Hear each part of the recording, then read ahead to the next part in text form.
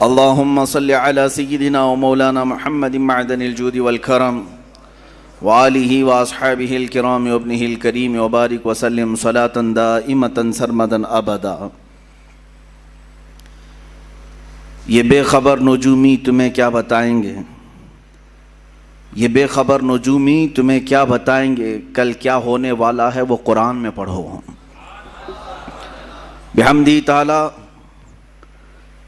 اسلام کو اللہ تبارک و تعالیٰ نے صرف انت وشواس پر نہیں چھوڑا، اس رب ذوالجلال نے اس دین کی پختہ جڑیں حضور پاک صلی اللہ علیہ وسلم کی ذات اور قرآن کے ساتھ جوڑ کر رکھا ہے۔ میرے دین کی حقانیت کی سب سے بڑی دلیل قرآن پاک جو آج تک زندہ معجزہ ہے، میرے آقا صلی اللہ تعالیٰ علیہ وسلم کا۔ عزیزان گرامی وقار، قرآن پاک سے قرآن کی سچائیاں ہم نے آپ کے سامنے برسوں سے رکھی ہیں اور سب سنتے بھی رہتے ہیں۔ اس قرآن پاک کو اللہ تعالیٰ نے سارے انسانوں کی ہدایت بنا کر بھیجا۔ ھدی للناس، قرآن میں خود فرماتا ہے انسانوں کے لیے ہدایت ہے۔ ایک آیت میں ھدی للمؤمنین ہے، مومنوں کے لیے ہدایت ہے۔ ایک آیت میں ھدی للمتقین ہے، پرہیزگاروں کے لیے ہدایت ہے۔ مطلب جو جتنی اس سے ہدایت حاصل کر لے جائے گا اتنی اس کے لیے ہدایت کی کتاب ہے۔ صرف ہدایت ہی کی کتاب نہیں بلکہ بیمار ہو تو شفا کی بھی کتاب ہے، بھوکے ہوں تو تمہارے رزق کے لیے بھی یہ مداوا بن جائے گی۔ تمہارے زندگی کے پورے دستور اس میں مرتب کیے گئے ہیں۔ یہ ہمارا پورا زندگی کا دستور ہے، نظام حیات ہے۔ اور قرآن سے ہمارا تعلق ایسے ہی ہے جیسے روح کا جسم سے تعلق ہوتا ہے۔ اگر روح نکل گئی تو جسم بیکار ہے۔ اسی طرح قرآن پاک اگر ہمارے درمیان سے نکال لیا گیا یا اسلام سے اسے الگ کرنے کی کوشش کی گئی تو یوں سمجھ لیں کہ روح نکال لی جا رہی ہے۔ اور ہزار کوئی بولے قرآن کو بدلنے یا ہٹانے یا نکالنے کے ہیں، اس مالک قرآن نے خود یہ ارشاد فرمایا ہم نے قرآن کو اتارا ہے اور ہم ہی اس کی حفاظت کریں گے۔ ہے ہمت تو بدل کر دیکھ لو، ہے تمہارے اندر طاقت تو اس کو مٹا کر کے دیکھ لو۔ عزیزان گرامی وقار، ہم قرآن کی حفاظت کے لیے جو کر سکتے ہیں یہ ہماری استطاعت کے مطابق ہوگا، لیکن اصل اس کی حفاظت تو رب کریم خود فرما رہا ہے۔ آج میں اس ہدایت والی مقدس کتاب کے سلسلے میں ہی آپ کے سامنے عرض کروں گا، چونکہ یہاں وقت بہت کم ملتا ہے اور مجھے آج طویل گفتگو کرنی تھی آپ کے درمیان، اور میرا یہ میسج عقل والوں تک بھی پہنچے اور بے عقل لوگوں تک بھی پہنچے، ان لوگوں کے درمیان بھی جائے جن کو صرف کیڑے تلاش کرنے کی عادت ہے، تاکہ اللہ چاہے تو انہیں بھی ہدایت مل جائے۔ عزیزان گرامی، تھوڑی سی باتیں میں قرآن عظیم کو لے کر کے عرض کر دوں۔ قرآن کل اترا ہوا، پرسوں اترا ہوا، مہینے پہلے اترا ہوا نہیں ہے، بلکہ یہ لوح محفوظ پر بہت پہلے سے لکھا ہوا ہے۔ بلکہ عقیدہ تو ہمارا یہ ہے کہ یہ اللہ کی صفت ہے، علم الہی ہے، اللہ تبارک و تعالیٰ کے ساتھ ہمیشہ سے ہے اور ہمیشہ رہے گا۔ قرآن کو فنا نہیں ہے۔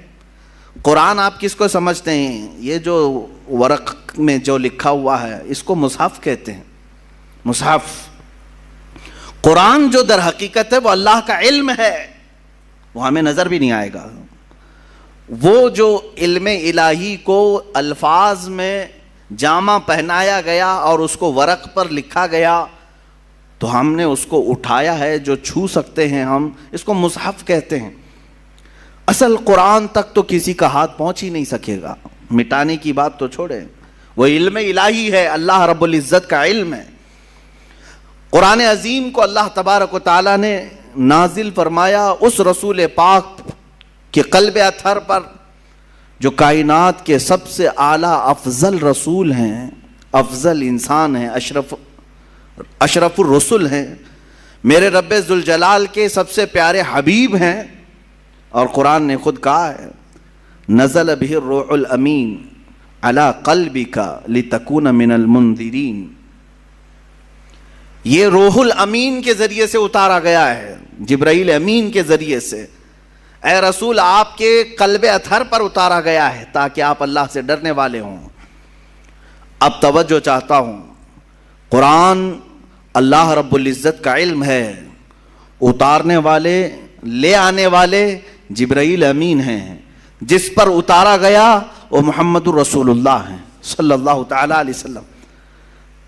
ان ذوات کی بات میں کر رہا ہوں، نہ کوئی اللہ رب العزت کے شان تک کوئی پہنچ سکے گا، نہ اس کے متعلق برا بھلا کہہ کر کے اس کی شان میں کوئی کمی کر سکے گا، نہ اللہ تبارک و تعالیٰ کو کوئی ضرر پہنچا سکے گا، نہ جبرائیل امین تک کوئی پہنچ سکے گا، نہ ہی محمد الرسول اللہ صلی اللہ علیہ وسلم تک۔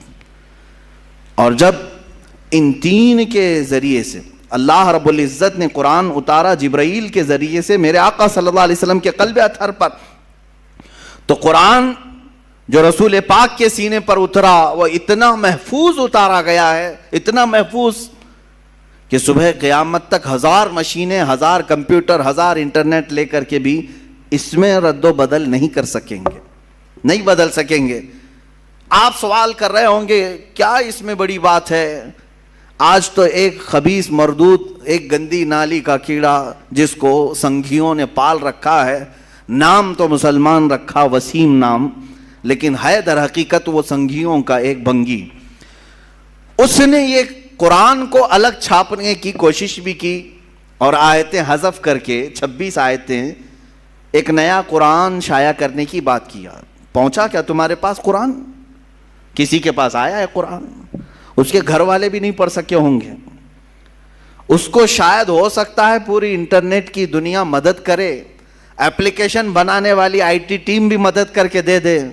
میرا چیلنج ہے اس کی موت تک بھی یہ اس کا بنایا ہوا ایپلیکیشن چل نہیں سکے گا۔ یہ کیا سمجھتا ہے کہ پہلی مرتبہ یہ بہت بڑی ڈینگ مار لیا، بہت بڑا اس نے تیر مار لیا؟ اس سے پہلے بھی بہت سارے لوگ آئے اور قرآن پاک کی تحریف اور تبدیل کی کوششیں کرتے رہے، لیکن چونکہ مولا نے جب یہ کہہ دیا ہے کہ ہم ہی اس کی حفاظت کرنے والے ہیں۔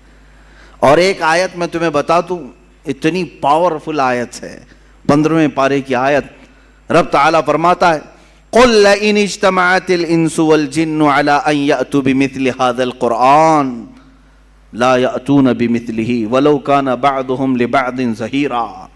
اے رسول آپ فرما دیں سارے جنات، سارے انسان مل جائیں اور ایک دوسرے کی مدد کریں اور سب مل کر کے چاہیں کہ میرے اس قرآن کی طرح بنا لیں تو ہرگز وہ بنا نہ سکیں گے۔ اتنا پاورفل چیلنج ہے، نہیں بنا سکیں گے۔ تم نکالنے کی کوشش تو کیے، دوسرا بنا کر کیوں نہیں لا سکے آج تک؟ خرابیاں ڈھونڈنے کی تو کوشش کیے، ایک اور قرآن کیوں نہیں بنا سکے آج تک؟ اس کے میسیجز کیا تم سمجھتے ہو عربوں کی طرح القاریہ ما القاریہ وما ادراک ما القاریہ؟ ایک سورے کو دیکھ کر کے کچھ عرب کے شاعروں نے بنا لیا تھا الفیل ما الفیل وما ادراک ما الفیل خرطومہ طویل۔ اس آیت کے وزن پر انہوں نے بھی سوچا ہم بھی بنا لیں گے، لیکن وہ خود ہی ہنس پڑے بنا کر، ان کو خود ہی لگا کیا بھدا ہم نے بنایا ہے۔ القاریہ ما القاریہ اس کا معنی ہی کچھ اور ہے، دل دہلا دینے والی۔ وہ قیامت کے متعلق ہے، کیا دل دہلانے والی؟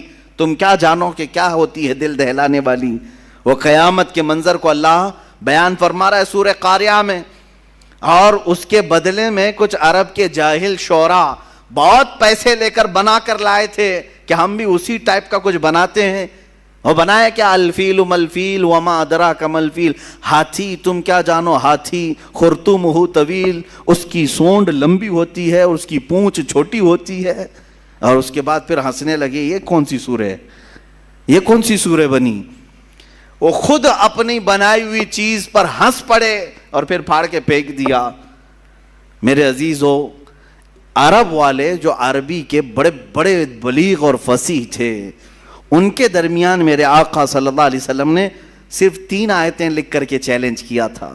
خانہ کعبہ پر پہلے شاعروں کے شعر لٹکائے جاتے تھے، کیونکہ عرب میں اس وقت لٹریچر کا دورہ تھا. جو سب سے اچھا شعر لکھتا وہ خانہ کعبہ کے دروازے پر لٹکایا جاتا، اور جب کوئی دوسرا اس کا جواب لکھتا تو یہ پہلا والا نکال دیا جاتا، پھر نیا والا لگایا جاتا تھا. مقابلہ ہوتا تھا.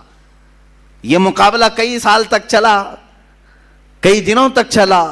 جب قرآن پاک کی 3 آیتیں میرے آقا صلی اللہ علیہ وسلم نے لے جا کر کے لگایا، انا اعطیناک الکوثر فصل لربک وانحر ان شانئک هو الابتر. 3 ہی چھوٹی آیتیں ہیں، چھوٹی آیتیں، اور قرآن پاک کی سب سے چھوٹی سورہ بھی ہے. اتنا ہی لے جا کر کے میرے آقا صلی اللہ علیہ وسلم نے خانہ کعبہ کے پاس لٹکا دیا.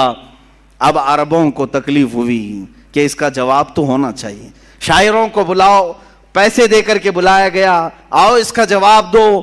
بہت سارے آئے دیکھے، کیونکہ اس کا جواب لکھنا معمولی نہیں تھا. یہ ہے تو چھوٹی سورہ، لیکن معنی کے اعتبار سے ہر آیت میں ایک سمندر موجود ہے. اس کے مفاہیم، اس کے ترجمے کرنے بیٹھ جائیں، ہر لفظ کا ایک بہت ہی بلیغ معنی ہے، فصیح معنی ہے. تو ایک بہت بڑا شاعر آیا، اس نے کہا میں جواب لکھ دیتا ہوں. اس نے اس کے نیچے اپنی جانب سے لکھ دیا ما ھذا کلام البشر. اسی کے وزن پر لکھا اس نے، انا اعطیناک الکوثر فصل لربک وانحر ان شانئک هو الابتر. اتنا لکھا تھا. نیچے اس نے جا کر کے لگا دیا ما ھذا کلام البشر. وہ کہتا ہے میں اس کا جواب یہ لکھتا ہوں، یہ بشر کا کلام ہو ہی نہیں سکتا، یہ کسی انسان کا کلام ہو ہی نہیں سکتا. اس کے بعد پھر یہ خانہ کعبہ پر یہ لٹکانے کا سلسلہ بھی بندی ہو گیا. آخری مرتبہ قرآن کی وہی سورہ لگائی گئی، اور آج تک پھر دوبارہ کوئی چیلنج کے لیے لا نہیں سکا. عزیزان گرامی، میں تم سے یہ کہنا چاہتا ہوں کہ تمہارے ہاتھوں میں جو قرآن مقدس ہے اس کو معمولی نہ سمجھو. یہ اللہ رب العزت کی سب سے اخیر میں آنے والی کتاب، سب سے عظیم اسباق لی ہوئی کتاب، جس کے اندر اللہ نے زمانے ماضی کے قصص بھی بیان کیے، احکام شرعیہ بھی بیان کیے، آنے والے حالات بھی بیان کیے، تمہاری زندگیوں کی کامیابیوں کے راز بھی بیان کیے، لوگوں کے تباہ ہونے کے اسباب بھی بیان کیے، لوگوں کے معاشی حالات کیسے صحیح ہوں اس کے طریقے بھی بیان کیے، تمہارے اخلاق کیسے درست ہوں یہ تمام نکات بھی بیان کیے. یہ قرآن پاک ذخیرہ ہے علوم کا.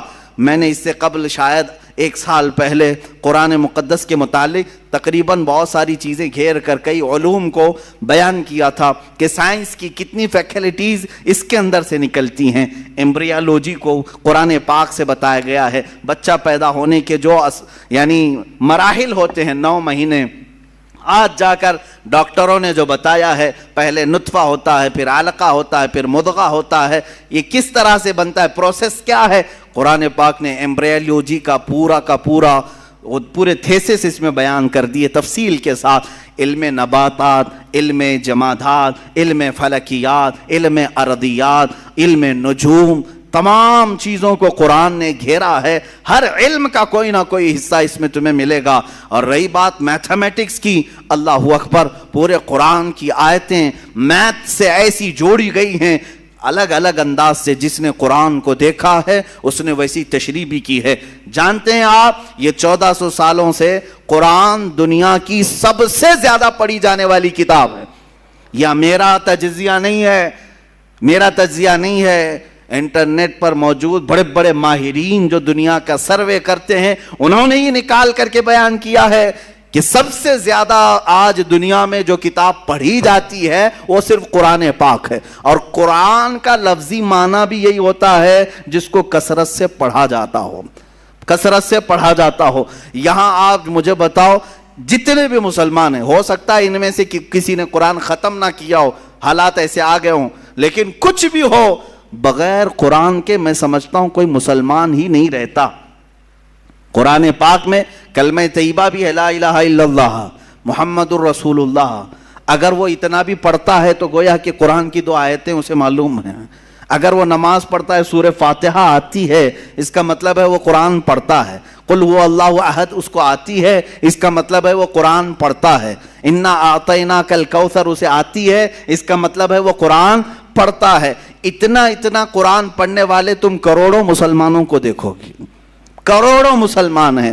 ان کے علاوہ کچھ وہ مسلمان ہیں الحمدللہ جن کو اللہ تعالیٰ نے یہ توفیق بخشی ہے، کوئی 3 دن میں ایک ختم قرآن کرتا ہے، کوئی ہفتے میں ختم قرآن کرتا ہے، کوئی مہینے میں ختم قرآن کرتا ہے، کوئی سال میں ختم قرآن کرتا ہے. کئی تو ایسے ہیں جو دن میں ختم قرآن کرتے ہیں. اور اللہ تعالیٰ نے ایسے چند اشخاص کو بھی پیدا کیا. صرف امام اعظم ابو حنیفہ رضی اللہ تعالیٰ عنہ رمضان المبارک میں 61 ختم قرآن کیا کرتے تھے، دن میں 1، رات میں 1، اور پورے رمضان کی تراویح میں 1. اس طرح سے تقریباً 61 قرآن آپ کے ختم ہوتے تھے. یہاں تک کہ روایات میں بتایا گیا ہے جہاں امام اعظم ابو حنیفہ آرام فرما رہے ہیں، جہاں آپ کی قبر ہے آج بغداد میں، اس جگہ پر آپ نے 4000 ختم قرآن کیے ہیں. قرآن کو سب سے زیادہ پڑھا جاتا ہے دنیا میں، سب سے زیادہ پڑھا جاتا ہے. میں آپ کو ابھی ماضی قریب کا ایک واقعہ بتا دوں. قرآن پاک میں مو ہونے والے، مشغول ہونے والے ایسے بزرگ ہیں.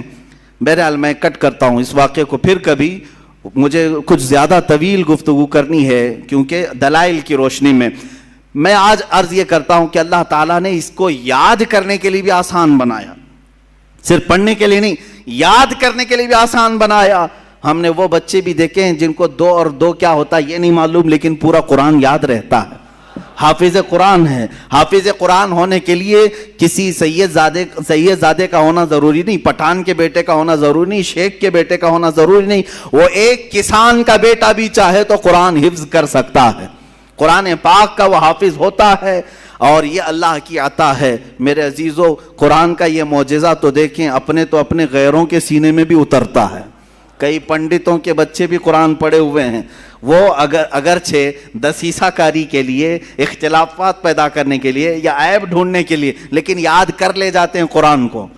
اپنی کتاب یاد نہیں کر پاتے لیکن قرآن یاد ہوتا ہے.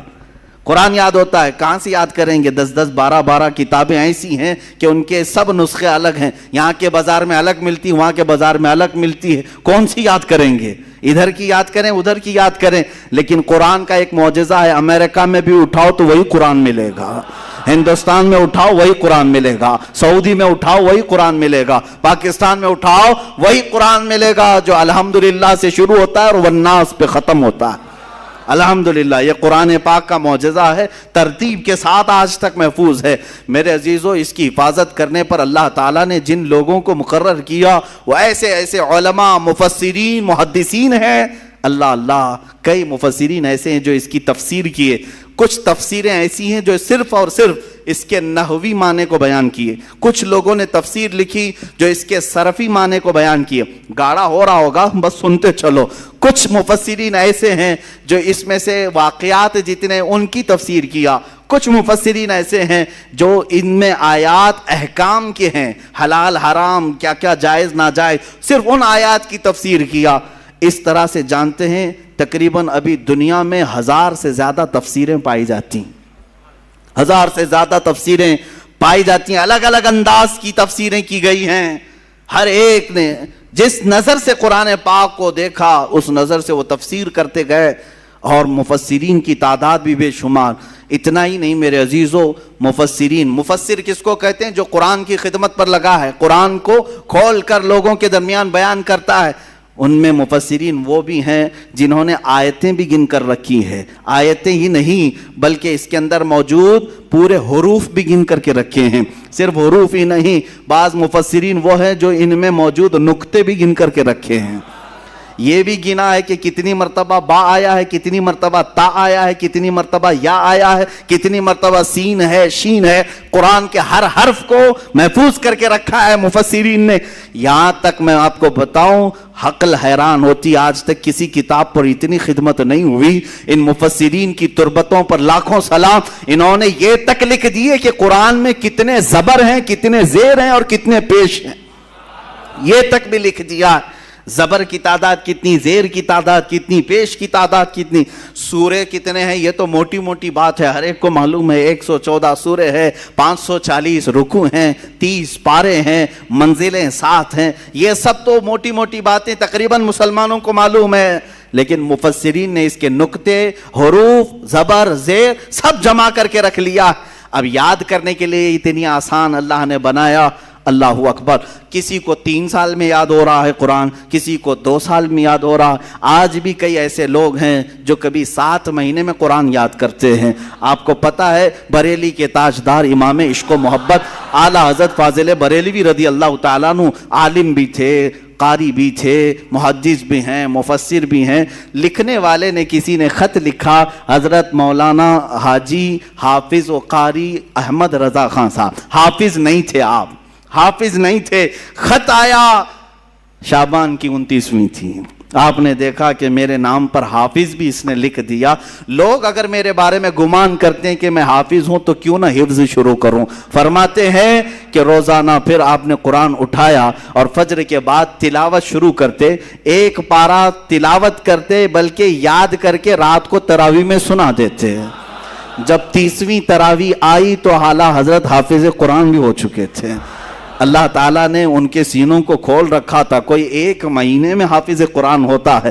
اچھا، اور اوپر جائیں، امام اعظم ابو حنیفہ رضی اللہ تعالیٰ عنہ کے ایک شاگرد ہیں، ان کے ایک شاگرد ہیں، 2 شاگرد مشہور ہیں، امام ابو یوسف اور ایک امام محمد بن حسن شیبانی۔ یہ چھوٹے تھے جب امام اعظم کے پاس پڑھنے کے لیے آئے تھے، داڑھی مونچھ بھی نہیں تھی۔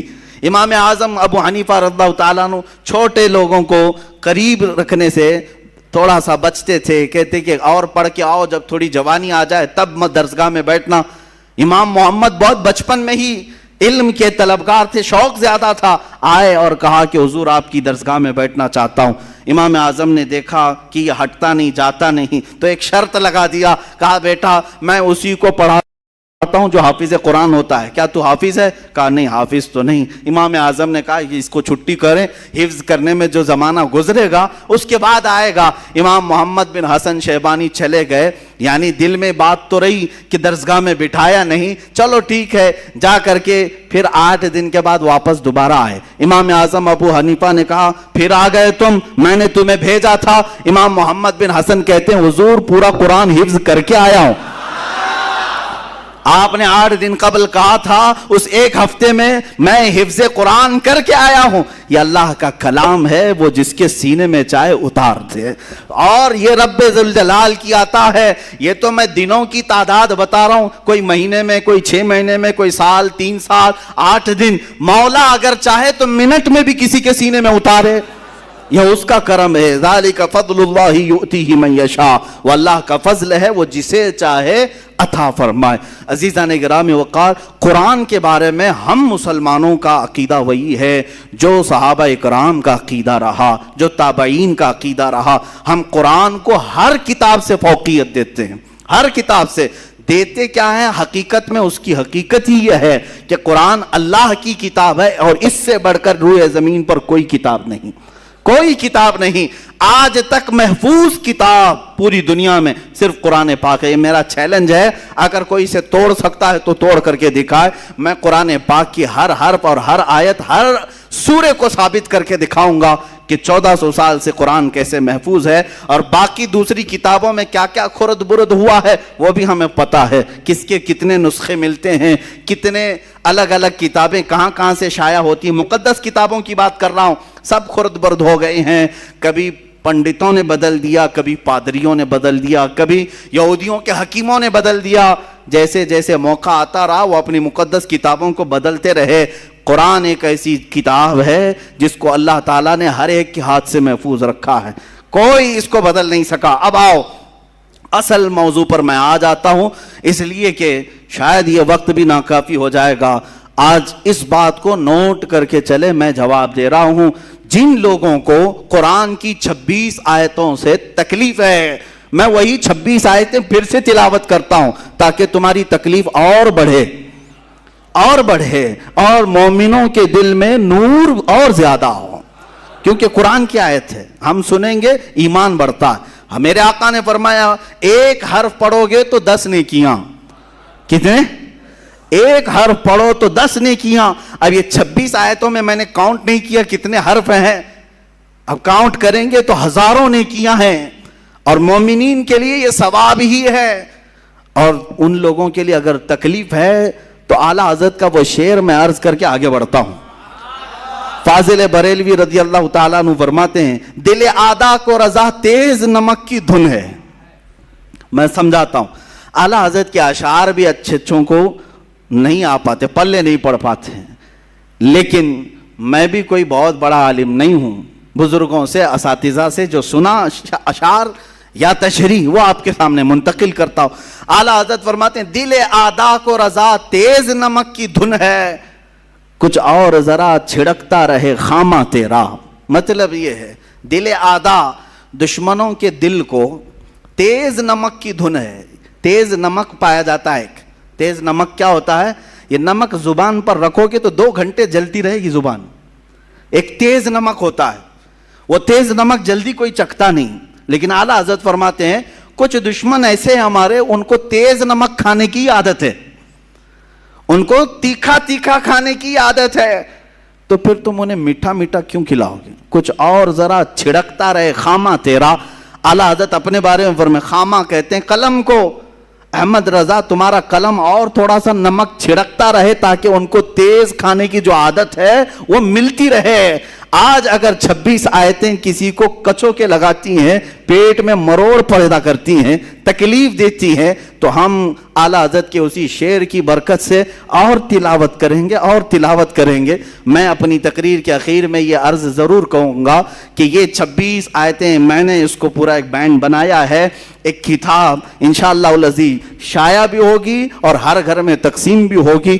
تم بھی پڑھو, ان تک بھی پہنچاؤ, تاکہ یہ آیتیں بار بار دیکھیں اور پھر وہ محسوس کریں جنہیں ہم حذف کرنے کی کوشش کر رہے تھے, وہ آج ان چھوٹے مسلمانوں نے گھر گھر تک پہنچا دیا ہے. آیتیں پڑھتا ہوں, شروع میں تھوڑی سا آپ کو لگے گا کہ ترجمہ سننے کے بعد کہ کیا واقعی ایسی آیتیں ہیں جس کو کہتے ہیں آتنکواد کو بڑھاوا دیتی ہیں, دہشت گردی کو بڑھاتی ہیں یہ آیتیں, ٹیررزم کو بڑھاتی ہیں یہ آیتیں. ان کو یہ لگتا ہے کہ قرآن کی یہ آیتیں ٹیررزم کو بڑھاتی ہیں. اللہ اکبر, یہ ایک بکواس ہے, ایک پروپیگنڈا ہے, یہ سب کو معلوم ہے, لیکن انہیں سیاست جو کرنی ہے اس لیے ہمیں جواب بھی دینا پڑ رہا ہے. باقی قرآن کی اس دفاع کی ضرورت بھی نہیں ہے. قرآن اپنی حقانیت سے صبح قیامت تک باقی رہے گا, باقی رہنے والا ہے, کچھ بھی کر لیں گے. میں آپ کو بتاؤں, ٹیررزم بڑھتا ہے, دہشت گردی بڑھتی ہے, آتنکواد بڑھتا ہے. اس کے لیے ایک واقعہ مجھے یاد آتا ہے. یہ عراق اور شام کی جنگوں کے بیچ میں ہمارے ایک ساتھی نے بتایا تھا کہ ایک عیسائی پادری تھا, وہ اپنی 2 بیٹیوں کے ساتھ سفر پر جا رہا تھا, جن کو آتنکواد کہتے ہیں نا, آتنکوادی. وہ راستے میں گن وغیرہ لے کر کھڑے تھے. بظاہر شکل تو مسلمانوں کی تھی, مسلمان لگ رہے تھے, راستے میں روک لیا اور وہ غیر مسلم کو مار رہے تھے یا جو بھی کر رہے تھے. یہ ٹیررسٹ ہوتے کون ہیں؟ دہشت گرد ہوتے کون ہیں؟ آتنکواد ہوتے کون ہیں؟ توجہ چاہتا ہوں. اس عیسائی پادری کو انہوں نے روک لیا, چیکنگ شروع کی, چیک کیا اس کی گاڑی کو, اس کے بعد پوچھا بتاؤ تم مسلمان ہو یا مسیح ہو, کیا ہو؟ اس نے کہا میں مسلمان ہوں. اس عیسائی پادری نے کیا کہا؟ میں مسلمان ہوں. تو سامنے جو کھڑے تھے گن وغیرہ لے کر کے کہا کہ اچھا چلو ٹھیک ہے, اگر مسلمان ہو تو قرآن پڑھ کے بتاؤ. تو یہ پادری, اس کے پاس بائبل تھی, بائبل رکھی ہوئی تھی, وہ اٹھایا اور اس میں سے پڑھنے لگا. کچھ جگہ سے پڑھا اور سامنے والوں نے کہا اچھا ٹھیک ہے جاؤ, تو مسلمان ہو, آگے جاؤ. چھوڑ دیا. اس کی بیٹیاں اس سے پوچھنے لگیں بابا یہ کیا کیا تم نے؟ ان لوگوں کے سامنے کہا میں مسلمان ہوں اور بائبل پڑھ کے بتایا کہ قرآن پڑھ رہا ہوں. اس عیسائی نے بہت اچھا جواب دیا تھا, کہا کہ بیٹا مجھے معلوم ہے یقین کے ساتھ کہ یہ جو کھڑے تھے یہ قرآن پڑھے ہوئے لوگ نہیں تھے, قرآن پڑھے ہوئے لوگ نہیں تھے. اگر قرآن پڑھے ہوئے ہوتے تو راستہ روک کر کسی کی گردن پر بندوق نہیں تانتے. مجھے یقین تھا کہ یہ کسی اور کے پالے ہوئے ٹٹو ہیں, ان کے پاس کچھ بھی پڑھو تو یہ سمجھیں گے قرآن ہے. حقیقت یہی ہے میرے عزیزو. ٹیررزم یہ آتنکواد اور دہشت گرد جس کو کہا جا رہا ہے، میں یقین کے ساتھ کہتا ہوں انہیں لاؤ اور قرآن کی آیتیں پڑھوا کر کے دکھاؤ، نہیں پڑھ پائیں گے۔ ان کو تو خریدا گیا ہے یا پالا گیا ہے یا جس طرح سے بنایا گیا ہے۔ بلکہ آپ کو میں یہ کہوں، آج بھی ویب سائٹس پر موجود ہے، امریکہ کی ایک بہت بڑی لیڈر ہے، لیڈی ہے، اس نے خود لکھا ہے کہ القاعدہ کو ہم نے بنایا تھا، ہم نے تیار کیا تھا، وہ اپنے مقاصد کے لیے اس نے تیار کیا۔ یہ باضابطہ موجود ہے، یہ کوئی لفاظی نہیں ہے، اور دنیا جانتی ہے، پڑھے لکھے لوگ بھی جانتے ہیں کون ان کو تیار کر رہا ہے، کون بنا رہا ہے، افغانستان کے حالات کس نے خراب کیے تھے، سب پتہ ہے، پوری دنیا کی سیاست ہے۔ اب جن لوگوں کو یہاں ہندوستان میں اب تکلیف شروع ہوئی ہے کہ یہ 26 آیتیں قرآن سے حذف کر دی جائیں، مدرسوں میں یہ پڑھاتے ہیں، جس کی وجہ سے آتنکواد بڑھتا ہے، دہشت گردی کو فروغ ملتا ہے، میں ان سے پہلے یہ آیتیں پڑھ کر کے سناؤں گا، اس کے بعد جواب میں کیا دینے والا ہوں وہ انتظار کریں۔ جواب میں ہو سکتا ہے آپ یہ سمجھیں گے کہ آپ ڈیفینس کریں گے، نہیں اس کا مطلب ایسا نہیں ویسا نہیں، میں ایسا کچھ نہیں بتانا چاہتا، میں کچھ نہیں کہوں گا، قرآن کی آیت پڑھتا ہوں، جواب میں جو بتاتا ہوں توجہ سے سنیں۔ آیت نمبر 1 قرآن پاک کی، جس پر ان کو تکلیف ہے، سنلقی فی قلوب الذین کفروا الرعب بما اشرکوا باللہ ما لم ينزل به سلطانا ومأواہم النار وبئس مثوى الظالمین۔ اللہ فرماتا ہے، کنز ایمان کا ترجمہ میں ہر جگہ کرتا رہوں گا، توجہ، کوئی دم جاتا ہے کہ ہم کافروں کے دلوں میں رعب ڈالیں گے، کافروں کے دلوں میں رعب ڈالیں گے کہ انہوں نے اللہ کا شریک ٹھہرایا جس پر اس نے کوئی سمجھ نہ اتاری، اور ان کا ٹھکانہ دوزخ ہے، اور کیا برا ٹھکانہ نا انصافوں کا۔ اس آیت میں تکلیف کس بات کی ہے ان کو؟ تکلیف کس بات کی ہے؟ اس بات کی ہے کہ یہ اللہ تمہارا کہہ رہا ہے کافروں کے دلوں میں مسلمانوں کا رعب ڈالے گا، رعب ڈال کر کے رکھے گا، ہم سب کو ڈرائے گا تمہارا اللہ۔ یہ آیت نمبر 1۔ دوسری آیت جس سے ان کو تکلیف ہے، جو قرآن سے نکالنے کی بات کرتے ہیں، سپریم کورٹ تک بھی گئے نا یہ، ہاں سپریم سے بھی اوپر اگر کہیں اور بھی ہے تو وہاں تک بھی جائیں۔ وَدُّوا لَوْ تَكْفُرُونَ كَمَا كَفَرُوا فَتَكُونُونَ سَوَاءً فَلَا تَتَّخِذُوا مِنْهُمْ أَوْلِيَاءَ حَتَّى يُهَاجِرُوا فِي سَبِيلِ اللَّهِ فَإِن تَوَلَّوْا فَخُذُوهُمْ وَاقْتُلُوهُمْ حَيْثُ وَجَدتُّمُوهُمْ وَلَا تَتَّخِذُوا مِنْهُمْ وَلِيًّا وَلَا نَصِيرًا۔ وہ تو یہ چاہتے ہیں کہ کہیں تم بھی کافر ہو جاؤ جیسے وہ کافر ہوئے ہیں، تو تم سب ایک سے ہو جاؤ، تو ان میں کسی کو اپنا دوست نہ بناؤ جب تک اللہ کی راہ میں گھر بار نہ چھوڑیں، پھر اگر وہ منہ پھیریں تو انہیں پکڑو اور جہاں پاؤ قتل کرو، اور ان میں کسی کو نہ دوست ٹھہراؤ نہ مددگار۔ کہتے ہیں دیکھو قرآن کیا سکھا رہا ہے، قرآن کہہ رہا ہے کہ کافروں کو جہاں پکڑو مارو، قتل کرو، اور ان کو دوست نہ بناؤ۔ یہ تکلیف ان کو دیتی آیت۔ اس کا پس منظر کیا ہے، بیک گراؤنڈ کیا ہے، اس سے انہیں کچھ لینا دینا نہیں ہے۔ قرآن کی آیت آئی ہے، یہ آیتیں بھی آپ کو میں انشاءاللہ العزیز پہنچوا دوں گا، یہ سورہ نساء کی آیت نمبر 89 ہے، ترجمہ بھی بتائے، ان کا جواب میں ابھی عرض کرتا ہوں۔ آیت سنیں، ان الذین کفروا بآیاتنا سوف نصلیہم نارا کلما نضجت جلودہم بدلناہم جلودا غیرہا لیذوقوا العذاب ان اللہ کان عزیزا حکیما۔ بے شک جنہوں نے ہماری آیتوں کا انکار کیا، ان قریب ہم ان کو آگ میں داخل کریں گے۔ اللہ فرما رہا ہے جنہوں نے ہماری آیتوں کا انکار کیا ان کو ہم آگ میں داخل کریں گے، جب کبھی ان کی کھالیں پک جائیں گی ہم ان کے سوا اور کھالیں انہیں بدل دیں گے کہ عذاب کا مزہ لیں، بے شک اللہ غالب حکمت والا ہے۔ تکلیف تو دے گی، جس میں اللہ نے فرمایا جنہوں نے ہماری آیتوں کا انکار کیا، اللہ فرما رہا ہے ہم انہیں جہنم میں داخل کریں گے اور ان کی کھالوں کو پکائیں گے، جب ان کی کھالیں پک جائیں گی تو ہم دوسری نئی کھالیں ڈالیں گے تاکہ وہ عذاب چکھیں۔ آپ سب کو ایسا لگے گا، اور نئے مجمع میں اگر ہندوؤں کے درمیان بھی بیان کریں تو وہ بھی بیچارے اتاولے ہو جائیں گے، بکھر جائے، یہ کیا ہے، ہمارے بارے میں آیتیں ہیں۔ اب میں ساری آیتیں پڑھوں تو وقت چلا جائے گا، ہر آیت کے ساتھ میں جواب بھی پیش کر دیتا ہوں، ہمارے ٹائم پر جتنی بھی ہو جائیں گی یہاں بیان کروں گا، باقی کتاب انشاءاللہ العزیز جلد ہی سب تک پہنچائی جائے گی۔ میں نے جو آیت پڑھی پہلے، اللہ نے جو فرمایا ہے کہ ہم تمہارا رعب کافروں کے دلوں میں ڈالیں گے، یہی آیت ہے نا، اور اس سے ان کو اعتراض ہے کہ یہ کیسی بات ہے کہ قرآن کہتا ہے تمہارا رعب ہمارے دلوں میں ڈالیں گے، اللہ فرما رہا ہے نا، اللہ فرما رہا ہے، چلو ٹھیک ہے، ہم اللہ کے بندے ہیں، اللہ اگر ہمیں یہ بات فرما رہا ہے تو ہم تو ناز سے جھومیں گے۔ اللہ جب یہ فرما رہا ہے کہ ہم تمہاری مدد کر رہے ہیں اور تمہارا رعب کافروں کے دلوں میں ڈالیں گے، ذرا آؤ اب جواب کے طور پر، میں اس کا دفاع اپنے الفاظ میں نہیں کرنا چاہتا، ہم بھگوت گیتا کو ہی اٹھا لیتے ہیں۔ شریمد بھگوت گیتا میرے پاس موجود ہے، پوری کتاب میرے پاس ہے، اس کا اردو ترجمہ جس نے کیا ہے وہ بھی میرے پاس موجود ہے۔ پرم پوجیہ ایسی بھکتی ویدانت سوامی شریلا پربھو پاد جنہوں نے اس کا ترجمہ کیا ہے، وہ کتاب میرے پاس موجود ہے اور میں پوری تیاری کر کے لے کے آیا ہوں، یہ آپ کے سامنے آج بیان کر رہا ہوں۔ میں اس کو پورے طور پر محفوظ رکھنا چاہتا ہوں، اس کے بعد کوئی مسلمان اپنے آپ کو ڈیفنس والے لیول میں نہ لے جائے کہ وہ حملہ کرتے رہیں اور ہم جواب دیتے رہیں۔ نہیں، ہم بتاتے ہیں کہ ان کی کتابوں میں کیا کیا سخت باتیں لکھی گئی ہیں، مارو کاٹو پکڑو توڑو سب ہے، اور تم کہتے ہو کہ قرآن میں ہے یہ سب چیزیں۔ اب پڑھتا ہوں، سنو۔ رگ وید بھی ہے، ان کے 4 وید مشہور ہیں، یجر وید، اتھر وید، سام وید، رگ وید۔ یہ رگ وید جو ان 4 ویدوں میں سے ایک مشہور وید ہے، اس کی میں پورے ریفرنس کے ساتھ لے آیا ہوں۔ منڈل 1 سکھ 66 ورس نمبر 4، ان کی آیت نمبر جو 4 ہوتی ہے، اگنی کے بارے میں، آگ کے بارے میں کہہ رہے ہیں۔ جو آیت آپ نے پڑھا نا، اللہ نے فرمایا کہ ہم تمہارا رعب کافروں کے دلوں میں ڈالیں گے، سیم ٹو سیم ٹاپک اس رگ وید میں کہا جا رہا ہے کہ آگ جو اگنی ہوتی ہے، وہ کہہ رہا ہے، بھگوان کہتا ہے کہ آگ کے بارے میں کہا جا رہا ہے کہ یہ دہشت پیدا کرنے والی آگ دہشت کے ساتھ حملہ کرے گی۔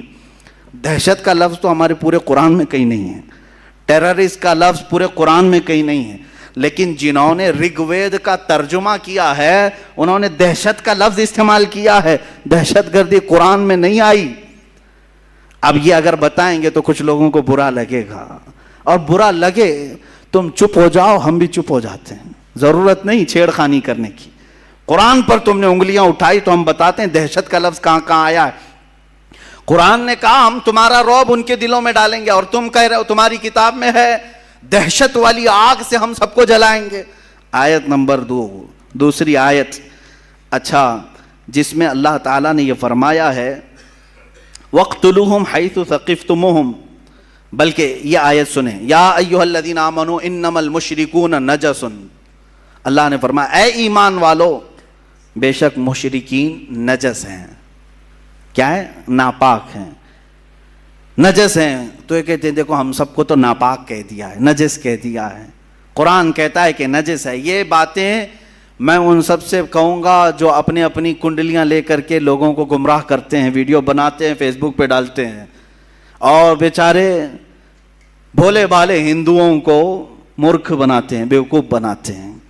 اس میں بڑے پیمانے پر وہ کیا نام ہے، کلشریشٹھ، اور دوسرا یہ جو پاکھنڈی تھا جو گوفے میں بیٹھ کے بھوکتا ہے، یہ قرآن کے متعلق جو باتیں کرتے ہیں، سنیں، وہ اپنے لوگوں سے کہتے ہیں قرآن کہہ رہا ہے بے شک یہ مشرکین کا مطلب آئیڈل ورشپرز، جو خدا کے علاوہ دوسرے کو پوجا کریں، یہ نجس ہے۔ قرآن ایسا کیسے کہہ رہا ہے؟ سنو، Bhagavad Gita chapter number 3 verse number 12 میں کیا کہا گیا ہے، اس میں کہا جا رہا ہے، بھگوت گیتا میں، شریمد بھگوت گیتا کہتے ہیں، یہ بھگوت گیتا کے اکثر جو شلوک ہیں وہ کرشنا نے ارجن کو جو بتائے، یہ ہندو اگر سنیں گے تو اس کو سمجھیں گے، وہ ایکسپٹ کریں گے۔ بے غرض خدمت کرنے سے دیوتا تم کو تمہارے مانگے بغیر تمہاری پسند کے سامان دیں گے۔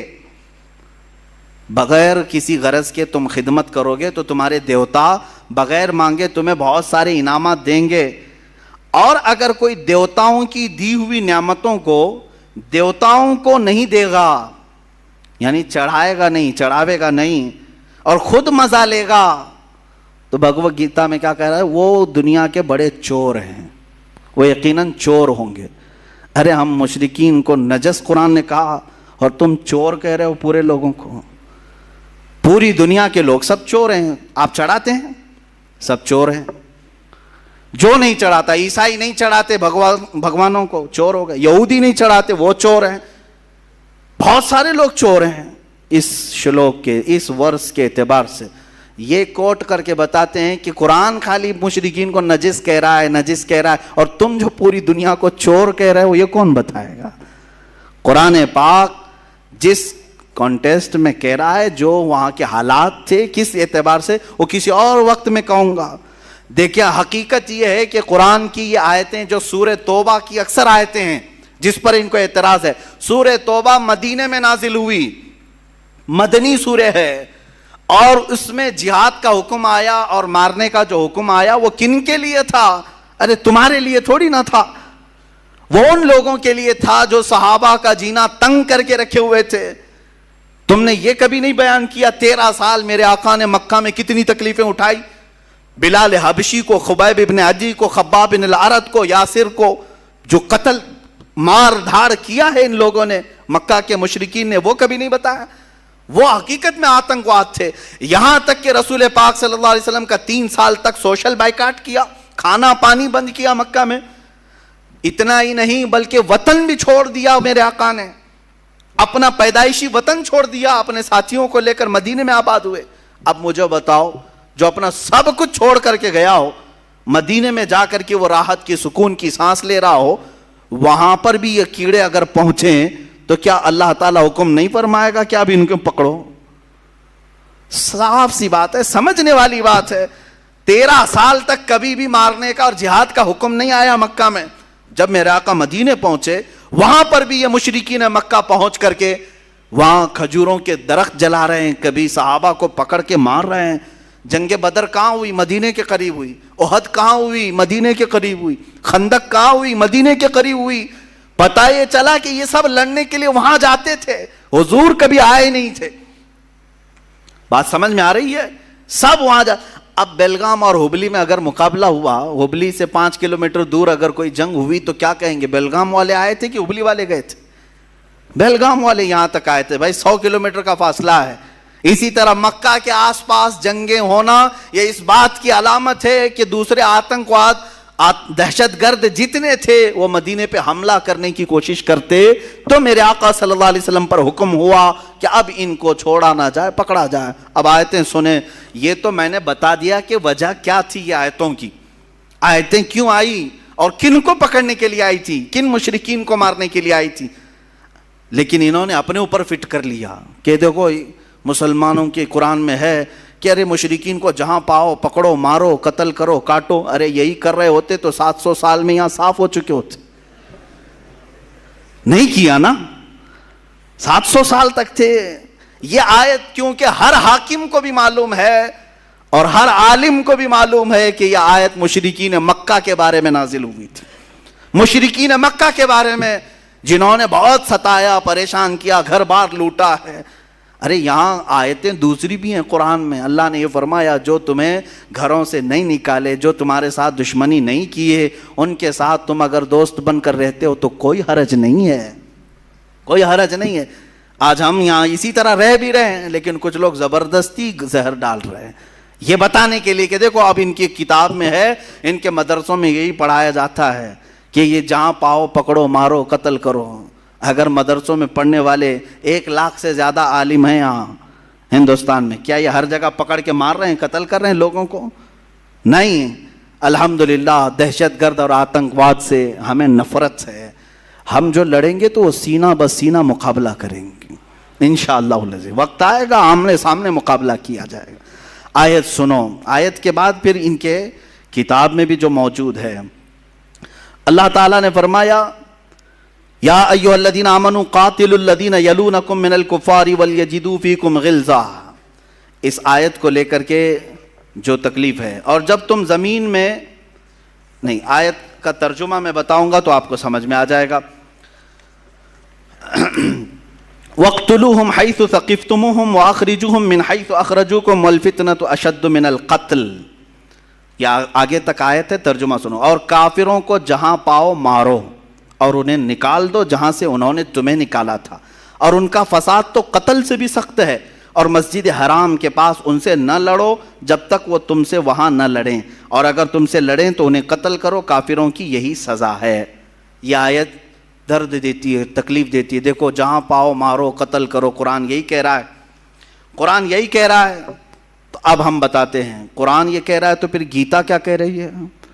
Shrimad Bhagavad Gita chapter 4 verse number 78, اس میں یہ کہا جا رہا ہے سادھوؤں, کرشنا جو ہے وہ کہتے ہیں کہ میں کب کب آتا ہوں, سنو, کہتے ہیں سادھوؤں کی حفاظت کرنے کے لیے اور گنہگاروں کو نیست و نابود کرنے کے لیے اور دھرم کو قائم رکھنے کے لیے میں الگ الگ انداز میں اوتار لیتا ہوں.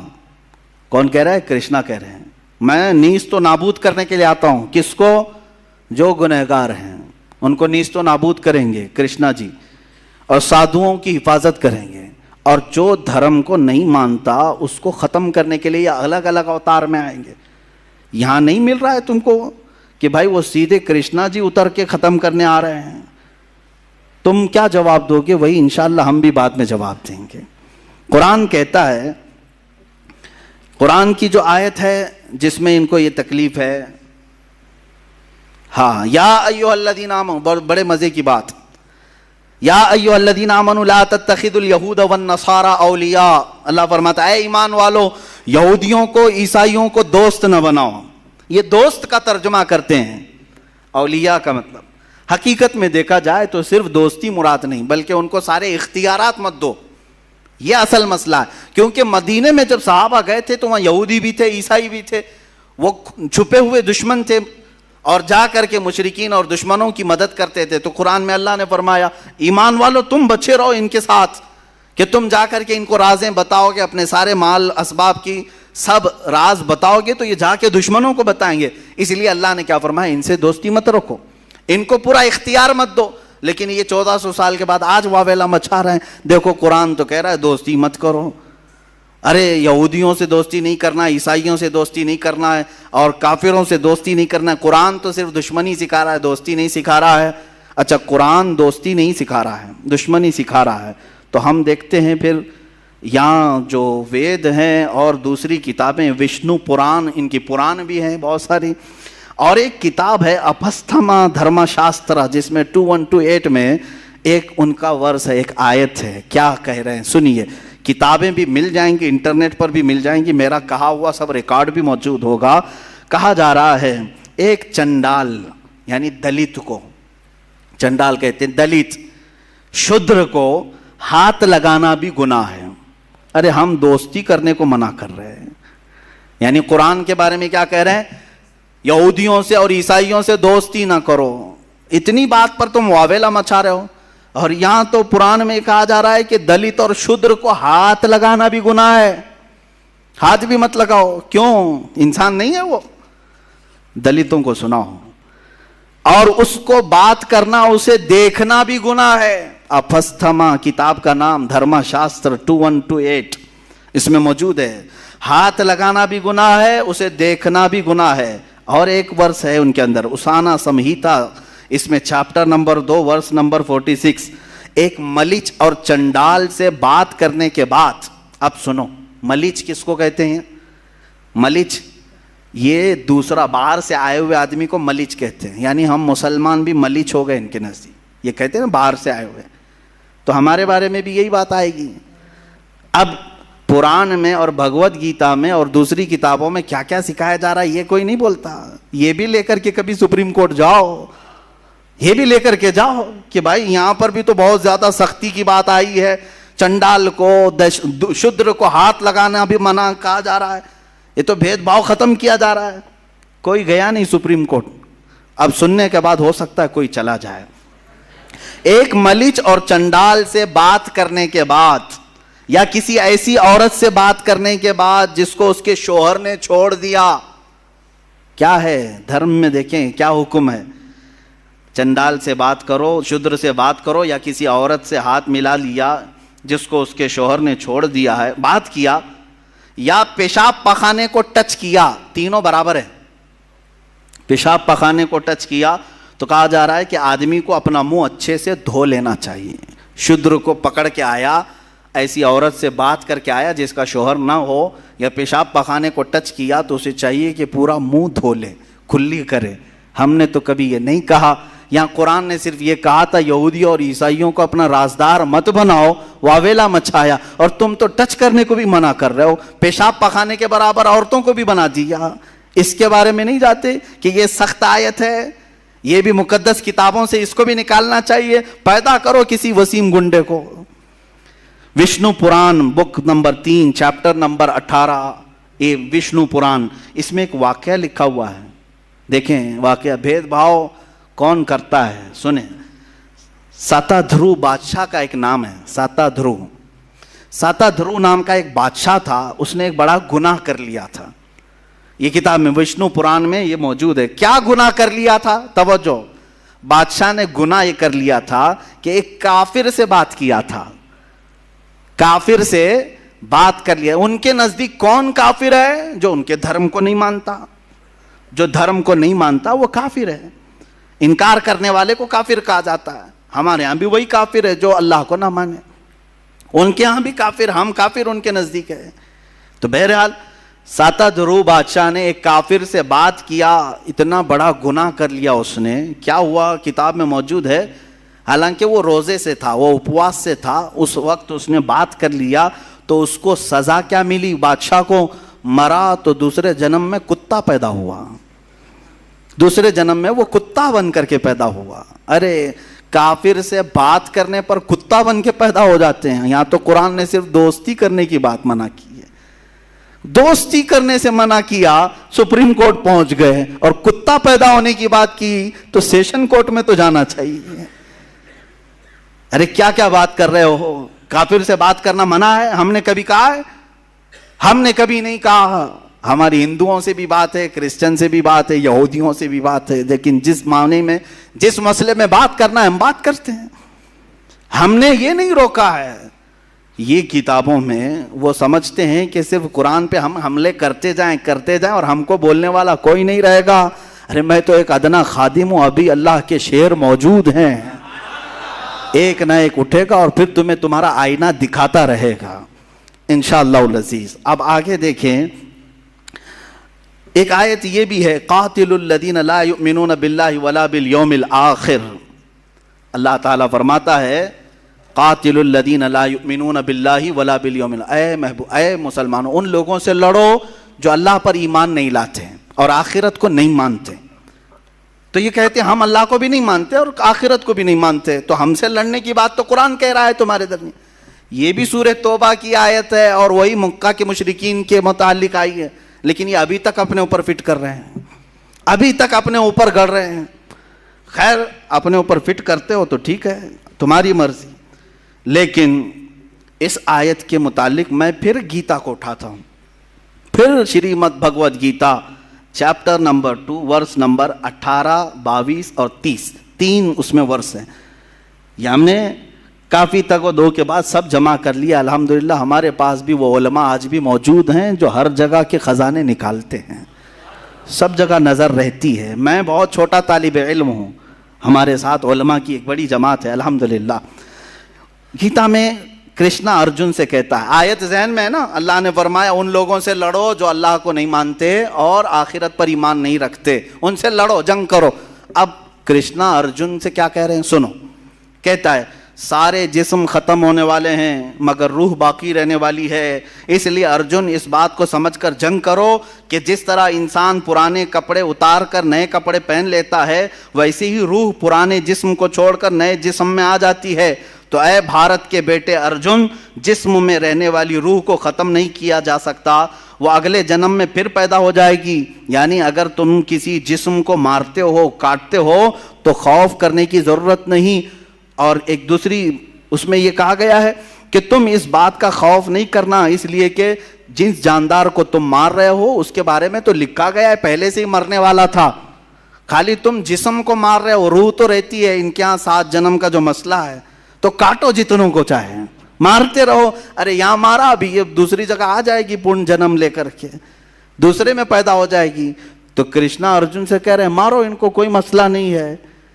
اور قرآن کے متعلق کہہ رہے ہو کہ اللہ نے فرمایا کہ قتل کرو ان لوگوں کو. گیتا میں بھی وہی چیز ملے گی آپ کو، سیم کانٹیسٹ، سیم چیزیں ہم نکال کر کے. یہ ابھی کچھ ہی چیزیں ہیں تلاش کریں گے تو ہو سکتا ہے بہت ساری چیزیں ملیں گی. اب دیکھیں جو لوگ, یہ ایک آیت یہ بھی ہے, اس کو کہتے ہیں اے ایمان والو, یا ایھا الذین آمنوا لا تتخذوا آباءکم واخوانکم اولیاء ان استحبوا الکفر علی الایمان. اے ایمان والو, اپنے باپ اپنے بھائیوں کو دوست نہ رکھنا. تمہارے لیے بھی حکم ہے, ہمارے لیے بھی. اپنے باپ بھائیوں کو دوست نہیں رکھنا اگر وہ ایمان چھوڑ کر کافر ہو جائیں. الحمدللہ ہم آج بھی یہی کریں گے, یہی کریں گے نا. ہاں, ہمارا عقیدہ یہی ہے, نبی سے ہو جو بیگانہ اسے دل سے جدا کر دے, پدر مادر برادر جان و مال ان پر فدا کر دے. ہمارا عقیدہ یہ ہے, نبی سے جو ہو بیگانہ وہ ہمارا ہو نہیں سکتا. اور قرآن کہہ رہا ہے تمہارے باپ بھائی وغیرہ اگر ایمان کو چھوڑ کر کفر کو پسند کرتے ہیں تو دوست مت رکھو ان کو, ان کے ساتھ دوستی مت رکھو, ورنہ کیا ہوگا, تمہارے ساتھ بھی چھیڑ چھاڑ کریں گے اور الگ معاملات ہوں گے. بہرحال اب گیتا میں بھی ایسا ہی کچھ ملتا ہے. Chapter number 1 verse number 26. Krishna Arjun کو جنگ پہ ابھارنے کے لیے کہہ رہے ہیں. کرشنا بھگوان ہے, ارجن جو وزیر ہے یا جو بھی ہے, جنگ کرنے کے لیے, اور ارجن جنگ نہیں کرنا چاہ رہا ہے. تو کرشنا جی کیا کہہ رہے ہیں, ارجن کیوں جنگ نہیں کرنا چاہ رہا تھا, یہ آپ پڑھیں گے بھگوت گیتا وغیرہ کی مطالعے کے بعد پتہ چلتا ہے کہ ایک جنگ ہوئی تھی پانڈووں اور گوروں کے بیچ میں. تو پھر ارجن نے دیکھا دونوں ٹیم میں کون ہے, اس کے دشمنوں کی ٹیم میں کون کون ہے, اس کے دونوں طرف دیکھ کر کے ارجن دیکھا ٹیم بی ہو یا ٹیم اے ہو, جو دشمنوں کی ٹیم تھی اس میں ارجن کا باپ بھی ہے, دادا بھی ہے, استاد بھی ہے, ماموں بھی ہے, بھائی بھی ہے, بیٹے بھی ہیں, دوست بھی ہیں, سسرا بھی ہے, اور اچھا چاہنے والے بھی ہیں. یہ سب دشمنوں کی ٹیم میں کھڑے ہیں اور ارجن ادھر ہے. اور پھر اب کرشنا جی کہتے ہیں اٹھو جنگ کرو, اٹھو جنگ کرو, اس لیے کہ ان کی محبت تمہارے اوپر غالب نہ آئے, جنگ کرو. ارے میاں, یہاں تو قرآن نے صرف باپ اور بھائی کا ذکر کیا کہ اگر وہ ایمان چھوڑ کر کفر کو اختیار کریں تو دوستی نہ کرو. اور کرشنا تو جنگ کرا رہے ہیں باپ سے بھی, دادا سے بھی, سسرے سے بھی, بیٹے سے بھی, بھائی سے بھی, استاد سے بھی, سب ہے بھگوت گیتا میں. یہ آیت نہیں نظر آئی جس میں یہ کہا گیا ہے ارجن کو کہ تم مخالفت میں, اگر تمہارا باپ بھی آئے, دادا بھی آئے, بیٹا بھی آئے, بھائی بھی آئے, استاد بھی آئے, ماموں بھی آئے, سب آئے, جنگ کرو, لڑو, اٹھو. یہ چیز تو گیتا میں بھی ہے. یہ کوئی کیوں نہیں کہتا کہ یہ آیت پڑھنے کے بعد کوئی آتنکوادی بن سکتا ہے, کوئی اپنے ماموں کے خلاف ہی تلوار لے سکتا ہے اور سسرے کے خلاف پہلے لے سکتا ہے. ہاں, یہ پڑھنے کے بعد تو ایسا لگے گا ارجن کو جب سسر کے خلاف کھڑے ہونے کے لیے کرشنا جی نے کہا ہے تو پھر اس پر ہم کیوں نہیں عمل کریں, کیونکہ سسرا ہی تو لا کر کے ہمارے گھر میں رکھا ہوا ہے. آیت اور کئی آیتیں ہیں, وقت ختم ہونے آیا ہے. میں اس کو آج اس لیے آپ کے سامنے رکھا کہ تم ڈیفنس والے لیول میں نہ جاؤ, دفاع کرنے کے معاملے میں نہ جاؤ کہ قرآن نے ایسا نہیں کہا, ویسا نہیں کہا. میاں, ان کی کتابوں میں بھی سیم چیزیں ہیں. وقت ہوتا تو پھر بائبل اور تورات وغیرہ ان دوسری کتابوں کو جو مقدس مانا جاتا اس سے بھی لایا جاتا, لیکن آج معاملہ یہاں پر ہندوستان میں ان کے ساتھ ہے اور یہ سمجھتے ہیں کہ ہمارے ہاں ایسا کچھ بھی نہیں ہے, صرف قرآن میں ہے, صرف قرآن میں ہے. میں نے جتنی آیتیں پڑھی قرآن کی اور اس کے مقابل میں جتنے ورس اور جتنے چیپٹر بھگوت گیتا کے, ابھی منوسمرتی کا تو حال ہی الگ ہے. منوسمرتی جو ہے یہ تو بہت خطرناک کتاب ہے, خطرناک کتاب ہے. اس کو 2-3 مرتبہ انہوں نے بدل دیا, پھر بھی ابھی بھی جا کے خطرناک ہے. ابھی بھی جا کے اس میں جو لکھا گیا ہے یہ دیکھیں. قرآن میں ایک آیت ہے ملعونین اینما ثقفوا اخذوا وقتلوا تقتیلا, یعنی منافقوں کے بارے میں کہا ہے اللہ تعالیٰ نے کہ لعنت کیے ہوئے لوگ ہیں, جہاں ان کو پاؤ پکڑو مارو. یہ آیتیں پکڑو مارو والی ان کو بہت تکلیف دیتی. کس کے لیے کہا گیا ہے؟ جنگ ہو رہی ہے, دشمن بھاگ جا رہا ہے یا دسیسہ کاری کر رہا ہے تو اس کو کیا چھوڑ دیں گے آپ؟ ارے انڈیا کے بارڈر کو کراس کر کے کوئی دشمن داخل ہو جائے, کیا انڈیا کی حکومت اعلان نہیں کرے گی جہاں پاؤ پکڑو اس کو؟ نہیں اعلان کرے گی کہ ایک بارڈر کراس کر کے گھس آیا ہے ہمارے اسٹیٹ کے اندر, جہاں ملے, ارے پوسٹر بھی لگاتے ہیں ایسی شکل والا کہیں دکھے تو فوراً پکڑو, پکڑنے کا حکم تو آتا ہے. لیکن وہ پوسٹر لے کر کے کیا ہم سب کے گھروں پہ پھرتے رہیں گے؟ ہر ایک کو پکڑنے کا گورنمنٹ نے کہہ دیا ہے، پکڑو مارو. ارے بھائی خاص آدمی کے لیے کہا ہے جو بارڈر سے گھس کر کے آیا. اسی طرح قرآن نے ان خاص لوگوں کے لیے کہا ہے جو اسلام کی جڑیں کاٹنے پر لگے تھے. تو ملعونین کا جو لفظ آیا، کہتے ہیں دیکھو لعنت کرتے ہیں قرآن میں، ہمارے اوپر لعنت کرتے ہیں. یہ تو منافقین کے لیے کی گئی ہوئی آیت ہے، لیکن پھر بھی آپ کو میں بتا دوں، گیتا میں چیپٹر نمبر 16 ورس نمبر 9 میں کہتے ہیں جو لوگ گیتا کی بات نہیں مانتے وہ شیطانی لوگ ہیں. آیت ہے قرآن میں، ملعونین کا لفظ آیا، لعنت کیے ہوئے ہیں. اور بھگوت گیتا میں کہا کہ جو گیتا کو نہیں مانتے وہ شیطانی لوگ ہیں. یہ لوگ روح کو نہیں مانتے، حقیر لوگ ہیں، بیوقوف ہیں، ان کا کام دنیا کو تباہ کرنا ہے. 4 گالیاں دے دیا آپ نے پوری دنیا کو. شیطانی لوگ ہیں نمبر 1، حقیر لوگ ہیں نمبر 2، بیوقوف ہیں نمبر 3، دنیا کو تباہ کرنے والے ہیں نمبر 4. گیتا کو نہیں ماننے والے عیسائی بھی ہیں، وہ بھی بیوقوف ہیں، یہودی ہیں وہ بھی بیوقوف ہیں، اور جتنے چائنیز ہیں وہ بھی بیوقوف ہیں، بدھسٹ جتنے ہیں وہ بھی بیوقوف ہیں. کیونکہ گیتا میں کہا گیا جو گیتا کو نہیں مانتے وہ شیطانی ہیں، بیوقوف ہیں اور دنیا کو تباہ کرنے والے ہیں. یہ سارے لوگ یہ کیوں نہیں بولتے کہ ہم کو گالیاں دے رہی ہے بھائی کتاب؟ ہم نے آج تک سپریم کورٹ میں پوچھا بھی نہیں کہ یہ شیطانی لوگ ہم کو کہا جا رہا ہے، بیوقوف کہا جا رہا ہے، اس کو نکالو. ہم نہیں جانتے ہیں، ہم نہیں چاہتے، ہمیں ضرورت نہیں. تم پڑھو، تم اپنے پاس رکھو. قرآن ہم پڑھ رہے ہیں، ہم کہاں تمہیں مارنے جا رہے ہیں، کاٹنے جا رہے ہیں. جو زہر پھیلانے کی کوشش کرے گا تو پھر ترکی بترکی جواب بھی دیا جائے گا. ایک آیت یہ پڑھا. اب منوس مورتی کی جو بات میں کہہ رہا تھا اس میں یہ ہے، ہاں یہ آیت جہاد کے متعلق جو نازل ہوئی. یا ایھا النبی حرض المؤمنین علی القتال، اے نبی مومنوں کو جنگ پر ابھاریے. ان یکم منکم 20 صابرون یغلبوا 200. اللہ فرما رہا ہے اگر یہ مومنین میں 20 لوگ صبر والے ہوں گے اللہ 200 پر غالب کرے گا، 200 پر غالب کرے گا. یہ سب توڑ مروڑ شروع ہو گئے، پیٹ میں تکلیف ہو گئی کہ مسلمانوں کو جنگ پر ابھار رہا ہے اللہ ان کا. اگر یہ 20 لوگ ہوں گے تو ہمارے 200 پر بھاری ہوں گے، 200 پہ بھاری ہوں گے. یہ آیت سب کو بتا رہے ہیں دیکھو 20 لوگوں کو بھی اکٹھا کر رہے ہیں، 200 پہ تم بھاری ہو جاؤ گے، 200 پہ تم بھاری ہو جاؤ گے. میاں کیا قرآن میں ہی ہے یہ؟ منوس مورتی چیپٹر نمبر 7 ورس نمبر 74 کیا کہتی ہے یہ کتاب؟ کہتی ہے قلعے کے دیوار پر کھڑا ہوا ایک تیر چلانے والا جنگ کے میدان میں 100 دشمنوں کے برابر ہے. تم تو ایک آدمی کو 100 کے برابر بتائے. قلعے پر تیر لے کے کھڑا ہونے والا 100 دشمنوں کے برابر ہے، اور 100 تیر انداز 10,000 دشمنوں کے برابر ہے. تمہارے پاس اور بھی زیادہ ہے.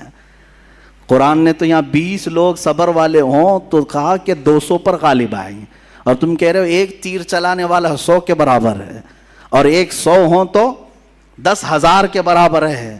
یہی چیز منوس مورتی میں بھی ہے. اگلی بار جب جائیں گے تو سب کتابیں ساتھ لے کر جائیں گے سپریم کورٹ میں، سب ساتھ میں لے کر کے جائیں. ان کو یہ میں میسج دیتا ہوں. کچھ چیزیں باقی رہ گئی ہیں جو مجھے عرض کرنا ہے.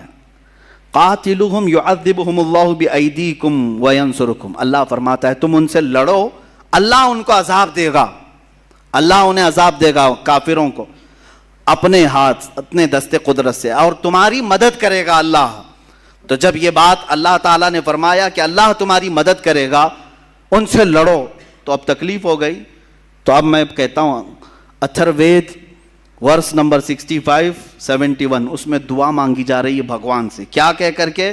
جو برہمن کے خلاف ہیں، جو برہمنوں کے دشمن ہیں، جو بخیل ہیں، اور خاص کر جو ہندوؤں کے خداؤں کی توہین کرتے ہیں، اے بھگوان تو 100 گرہوں والی بجلی کی کڑک جس کے کنارے چاقو جیسے تیز ہوں، ان سے ان سب کے سر کے بال تو کاٹ دے، اور مونڈھے سے مونڈھے کو الگ کر دے، ان سے تو حملہ کر، ان کے گوشت کو، ان کے چمڑیوں کو گوشت سے الگ کر، ان کو ٹکڑے ٹکڑے کر، ان کی ہڈیوں سے گودا بھی نکال دے.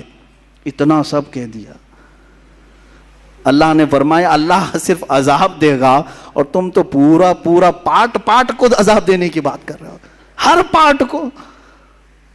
اتھروید میں موجود ہے. کیا کیا میں نے پڑھا آپ تو سن رہے ہوں گے. کہہ رہے ہیں چاقو جیسی تیز بجلی سے تو حملہ کر جو بھی ہمارے بھگوانوں کو نہیں مانتا. سب نہیں مانتے, سب کے لیے بد دعا ہو رہی ہے. ہاں ان کو حملہ کرے بھگوان, ان کے مونڈے سر کاٹ دے, ان سے سر کے بال کھینچ دے, گوشت سے چمڑی کو نکال دے, ان کو ٹکڑے ٹکڑے کر اور ان کی ہڈیوں سے گودا بھی نکال دے.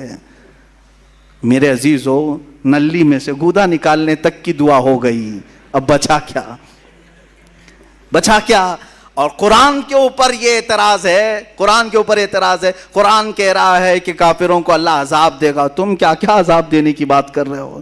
یہ اتنا ہی نہیں ہے اور بہت کچھ ہے.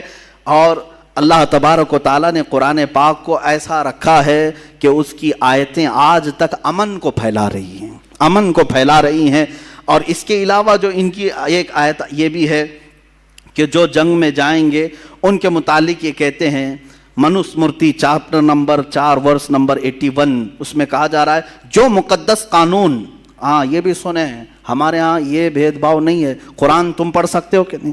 امام بھی پڑھ سکتا ہے, مقتدی بھی پڑھ سکتا ہے, غریب بھی پڑھ سکتا ہے, امیر بھی پڑھ سکتا ہے, لیکن وہاں ایسا نہیں ہے. منوسمرتی کا قانون تو سنو. قرآن نے صرف اتنا کہا فَلَنُذِيقَنَّ الَّذِينَ كَفَرُوا عَذَابًا شَدِيدًا, جنہوں نے ہمارا انکار کیا ہم انہیں سخت عذاب چکھائیں گے, سخت عذاب چکھائیں گے. تو یہ کہتے ہیں کافروں کو, جو خدا کو نہیں مانتا, یہ بار بار عذاب چکھانے کی بات کر رہے ہیں, اور تم کیا چکھا رہے ہو؟ سنو, منوسمرتی میں جو مقدس قانون کسی شودرا کو سمجھا دے گا, دلت آدمی کو کوئی مقدس کتاب پڑھا دیا اور یا اس کو کوئی قانون بتلا دیا تو خود بھی نرک میں جائے گا, وہ شودرا بھی نرک میں جائے گا, خود بھی نرک میں جائے گا, وہ شودرا بھی نرک میں جائے گا. کوئی ہاتھ نہیں لگائے گا بھگوت گیتا کو. اگر آپ کسی وید پڑھنے والے سے اس کی اجازت کے بغیر وید لے لیں تو اس کا جرم ایسا ہی ہے جیسا کہ آپ نے اس سے وید چرا لیا ہے. لہٰذا جو وید دلت کسی پنڈت سے لے لے گا, کہہ رہے ہیں وہ نرک میں جائے گا, نرک میں جائے گا. یہ دلت سماج والوں کے متعلق ہے. میرے عزیزو, قرآن نے کہیں ایسا نہیں کہا کہ قرآن صرف سیدزادے پڑھ سکتے ہیں یا پٹھان کے بچے پڑھ سکتے ہیں, شیخ کے بچے پڑھ سکتے ہیں. نہیں میرے عزیزو, قرآن پاک کو ہر کوئی پڑھ سکتا ہے. یہاں تک کہ وہ بچے ابھی جو سن بلوغت کو نہیں پہنچے, وہ پڑھتے کیا بلکہ حفظ بھی کر لیتے ہیں. یہ میں نے آپ کو صرف اس لیے بتایا ہے کہ کہیں تمہارے اندر یہ احساس کمتری نہ آئے. کیا قرآن میں ایسے لڑنے مرنے کاٹنے کی باتیں آئی ہیں جو یہ ہم پر حملہ کر رہے ہیں؟ کہیں کوئی فکر کرنے کی ضرورت نہیں. جس دن یہ اعتراض کریں گے, ایک آیت یہ بتائیں گے تو 10 میں کتابوں سے بتاؤں گا کہ کہاں کہاں تم کاٹنے کی بات کر رہے ہو, کہاں کہاں تم قتل کی بات کر رہے ہو. سب پرانی کتابوں میں موجود ہے. دشمنوں سے مقابلہ کرنا, جنگوں کے حالات موجود ہے, کون سی جنگ میں کتنے مارے گئے, کتنے قتل کیے گئے, سب موجود ہے. لیکن کیا بتائیں, آج اسلام دشمن عروج پر ہے. سب کو صرف اسلام کو ٹارگٹ کرنا ہے, قرآن کو ٹارگٹ کرنا ہے. اس لیے یہ سارے معاملات اٹھائے جا رہے ہیں. اللہ تعالی ہم سب کو قرآن کا فہم عطا فرمائے, قرآن کی سمجھ عطا فرمائے, قرآن پر عمل عطا فرمائے. مولا قرآن کے مخالفین کو نیست و نابود فرمائے. جو اللہ اور اس کے رسول صلی اللہ تعالیٰ علیہ وسلم کی گستاخیاں کر رہے ہیں, مولا تو انہیں عذاب شدید کا گرفتار بنا دے. اے رب ذوالجلال, جتنے حاضرین ہیں بشمول من, مولا ہم سب کو جو غلطیاں کوتاہیاں ہوئی ہوں اپنے فضل و کرم سے معاف فرما دے. وصلی اللہ تعالیٰ علی خیر خلقی محمد وآلہ واصحابہ اجمعین, وآخر دعوانا الحمد للہ رب العالمین.